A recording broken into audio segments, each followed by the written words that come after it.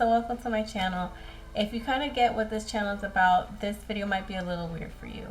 But if you're one of the few people who actually knows me, then it won't be weird. You'll get it. So what we're talking about today are tarot cards. And you might be thinking, tarot cards, what does that have to do with anything? What does that have to do with my writing process? Whatever.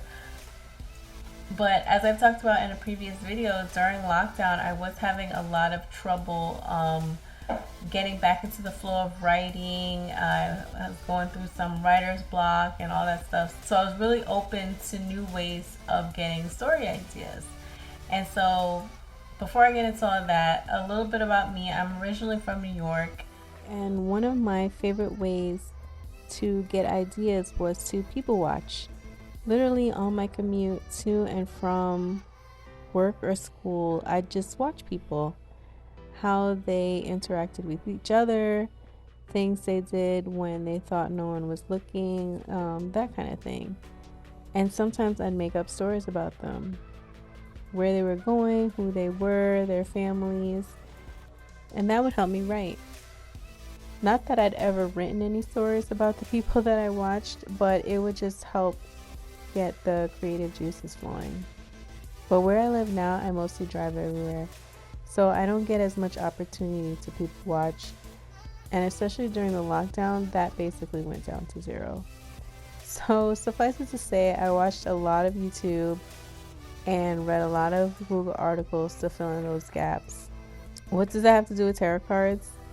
Well, I feel like around that time there was this communal, almost palpable feeling of looking for answers. It seemed like a lot of people were really getting into astrology and general mysticism. Well, according to the random suggestions and articles that were popping up for me on my feed anyway.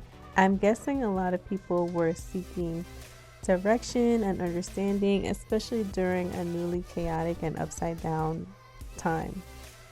Around this time too, I found out that one of my younger nieces was actually getting into tarot cards as well. She was around 13, but I also feel like I was also into tarot cards when I was around that age, when I was about 12 or 13. So it doesn't seem that odd to me for my niece to have also gotten into them, especially at that time when it felt like a lot of people were leaning towards that type of thing. But my personal story with tarot cards is that when I was younger, I got into them mostly because of that movie The Craft. Even though I don't really remember them using tarot cards in that movie, I might be wrong, I can't remember. But I do remember what initially caught my interest in the cards were essentially the pictures and the fact that each picture had a story associated with them. I even had my own tarot deck. But after I finished looking at each of the 78 cards, I kind of put them away like an old Pokemon deck and forgot about them. At one point, I even cut up the pictures to make a collage. Then when I got older and understood that people use them to read fortunes, I got weirded out by them and mentally put them in that same category as my old Ouija board. Things that freak me out, so we don't talk about them anymore. And I never went back to them until, like I said, during lockdown, a lot of people started getting into tarot, astrology, so much so that it was almost constantly popping up on my Discover feeds. I got a lot of suggestions of people pulling cards and interpreting readings. They were popping up so much that I figured, what's the harm at seeing what all the fuss is about? Plus, since it was a strange person I didn't know doing a random reading and not on me personally, it didn't weird me out as much. After watching a few, I realized that what the people were actually doing was a lot like storytelling. They would pull these random cards with pictures and create a narrative based on the order of the pictures and the topic of concern you would give them, like your love life, business, family, health, etc. Most of the time, these videos included some kind of disclaimer like, if this reading doesn't resonate with you, take what you can and leave what doesn't apply to you.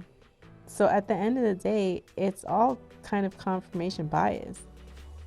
You can hear a reading and make it apply to your life, which is interesting. Anyway, I also started seeing other writers use tarot cards as a tool for story ideas. For example, maybe you get stuck in a plot, pull a card, and let the story of the card kind of guide you in what direction you're going to end up going with your character. Things like that. I thought that would be a good idea for me. And because I'm an Excel nerd, I was getting annoyed at having to constantly look up what a card meant. So I created a spreadsheet I could easily search.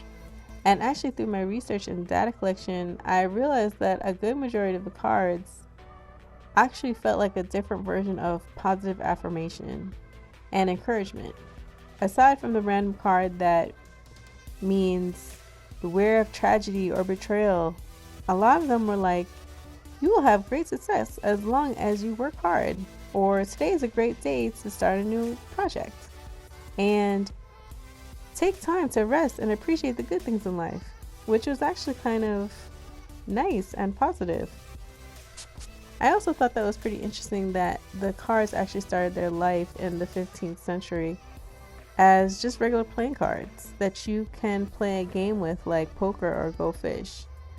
I actually kind of think they still use these cards in some parts of the world to just play games. The deck is divided into two major and minor arcana. I think that's how you say it. The major arcana tells the story of a fool's journey, which felt perfect for the kind of thing that I was looking to use the cards for. The minor arcana is literally the same as a regular 52 playing card deck, with aces, 2 through 10, court cards, and just renamed suits. People started using the cards for divination, fortune telling around the 1800s. But then again, people for centuries have been using random things to tell fortunes throughout history, like chicken bones, tea leaves, cloud formations. Although to say, as I pulled the mystery away from the tarot cards, I got less weirded out by them.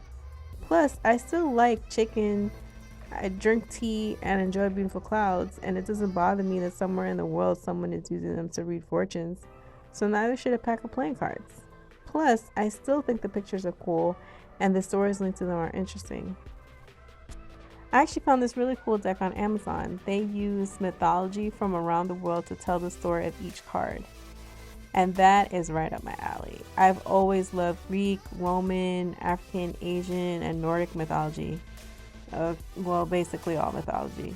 I also love that the deck came with a little book that gave you a short synopsis on each of the myths and how it ties to the story of the standard tarot card.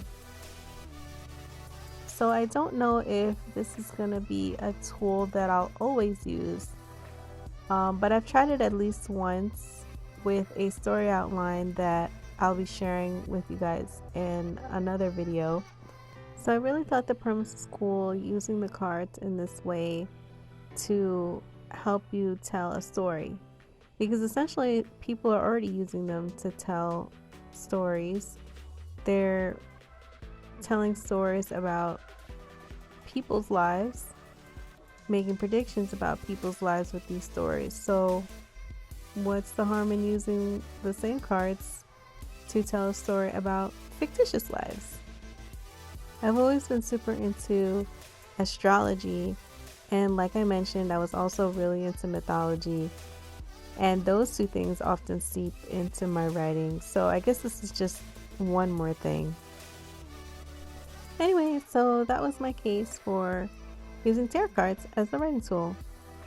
So if you found this interesting or just entertaining, give it a like. And if not, okay, whatever. Bye!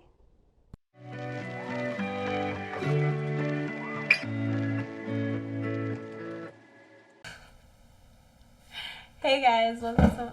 Oh my gosh, no boo. No boo, chill out.